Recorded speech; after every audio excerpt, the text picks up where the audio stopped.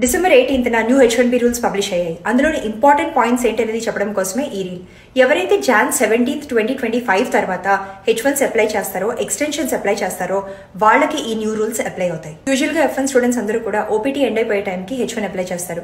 New rule ప్రకారం H1 proper గా apply చేసిన తర్వాత ఒకవేళ మీ OPT ఎక్స్పైర్ అయిపోయినా కూడా మీ EAD card next year April దాకా లేకపోతే మీకు H1 డెసిషన్ వచ్చేదాకా కూడా ఆటోమేటిక్ గా ఎక్స్టెండ్ అయిపోతుంది. Client letters and or contract letters are going to be mandatory going forward.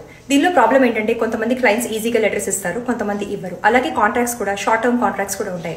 అంటే ఇనిషియల్ గా 3 to 6 months ఉండి తర్వాత ఎక్స్టెండ్ అయ్యే కాంట్రాక్ట్స్ కూడా ఉంటాయి. But what we have to see is, let's say if a person has a contract that is valid only for 6 months, 6 months వరకు మాత్రమే H1 extension వస్తుందా లేకపోతే ఎక్కువ వస్తుందా అనేది వెయిట్ చేసి చూడాల్సిన విషయం. స్పెషాలిటీ ఆక్యుపేషన్ విషయంలో client is going to call the shots.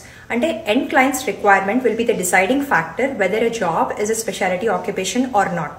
Currently FDNS కనుక సైట్ విజిట్స్ చేస్తే పార్టిసిపేషన్ అనేది వాలంటరీ, అంటే company can choose not to participate. But going forward అంటే Jan 17 తర్వాత participation is going to be mandatory.